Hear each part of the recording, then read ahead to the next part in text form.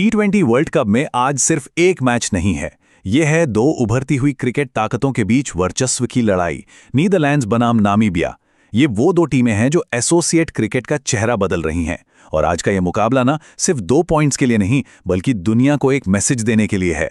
तो आइए जरा गहराई से समझते हैं इस हाई स्टेक क्लैश को। जैसा कि यहाँ लिखा है, बड़ी टीमों के लिए ये शायद एक और मैच हो सकता है, लेकिन एसोसिएट टीमों के लिए हर एक गेम एक ग्लोबल स्टेटमेंट होता है। ये दुनिया को याद दिलाने का एक मौका है कि वो यहाँ सिर्फ हिस्सा लेने नहीं आए, बल्कि जीतने की दावेदारी पेश करने आए हैं। और आज के हमारे ये दो दावेदार, नीदरलैंड्स और नामीबिया, इसी मिशन पर हैं। दोनों ही टीमें क्रिकेट की दुनिया में अपनी एक स्थायी पहचान बनाना चाहती हैं, लेकिन सवाल यह है कि उनका रास्ता क्या है, उनका तरीका क्या है। तो इन दोनों टीमों को आखिर खास क्या बनाता है?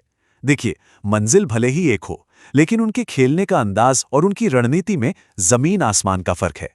आइए एक एक करके इनके डीएनए को समझते हैं। तो शुरुआत करते हैं नीदरलैंड से, जिन्हें द टफ फाइटर्स के नाम से भी जाना जाता है। ये वो टीम है जो बड़े टूर्नामेंट्स में बड़ी बड़ी टीमों को चौंकाने के लिए जानी जाती है। इनकी क्रिकेट में ना एक जिद है, एक जुझारूपन है जो इन्हें बहुत खतरनाक बना देता है। नीदरलैंड्स की जो सबसे बड़ी ताकत है वो है उनका बैलेंस। एक तरफ मैक्स ओडाउट जैसे बल्लेबाज हैं जो पारी को संभाल सकते हैं, तो दूसरी तरफ बास डी लीडे जैसे कमाल के ऑलराउंडर और पॉल वैन मीकरन जैसे अनुभवी गेंदबाज भी हैं जो किसी भी वक्त मैच का रुख पलट सकते हैं। बस यही कॉम्बिनेशन उन्हें एक बहुत मजबूत यूनिट बनाता है। हाल ही में पाकिस्तान जैसी टॉप टीम के खिलाफ उनका प्रदर्शन इसका एक बेहतरीन उदाहरण है। उन्होंने दिखाया कि उनकी गेंदबाजी में अनुशासन है और बल्लेबाजी में इरादा एकदम साफ है, लेकिन जब मैच किसी करीबी मोड़ पर आता है तो उसे फिनिश लाइन के पार ले जाने में वो कभी-कभी चूक जाते हैं। और यही उनकी सबसे बड़ी चुनौती है। अब बात करते हैं नामीबिया की। ये एक ऐसी टीम है जो पिछले कुछ सालों में बहुत तेजी से आगे बढ़ी है। वो मैदान पर एक निडर रवैये के साथ उतरते हैं और उनका गेम प्लान बिल्कुल साफ होता है। अटैकिंग क्रिकेट खेलो, डरो मत।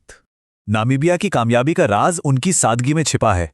उनकी फिलॉसफी बहुत सिंपल है, अनुशासन से गेंदबाजी करो, निडर होकर बल्लेबाजी करो और एक टीम की तरह मैदान पर रहो।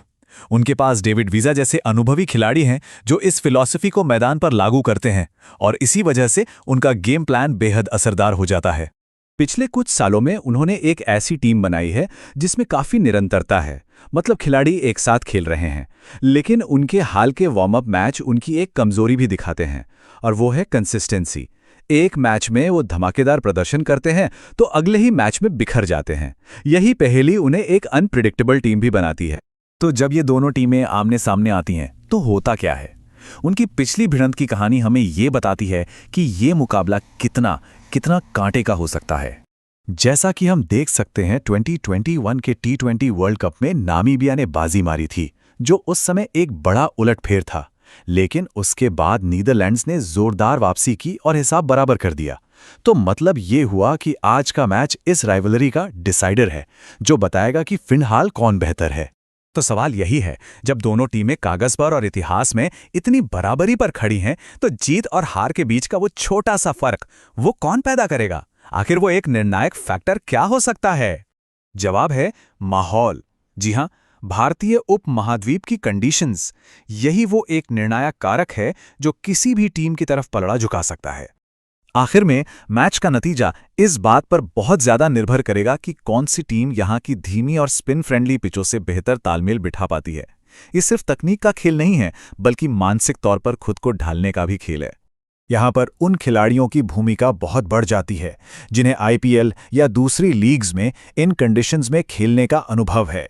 स्पिन को कैसे खेलना है और पिच के बदलते मिजाज को कैसे समझना है, यही अनुभव इस करीबी मुकाबले में निर्णायक बढ़त दिला सकता है। तो एक बात तो तय है, एक बहुत ही करीबी और हाई इंटेंसिटी मुकाबले के लिए तैयार हो जाइए। ये एक ऐसा मैच होगा जहां हर एक रन और हर एक विकेट के लिए आखिरी दम तक लड़ाई होगी। और आखिर में ये हमें सबसे जरूरी सवाल पर छोड़ जाता है कि मैच तो ठीक है, लेकिन वो बड़ा स्टेटमेंट किसका होगा? कौन सी टीम इस पल को ग्लोबल स्टेज पर अपनी धाक जमाने के लिए इस्तेमाल करेगी?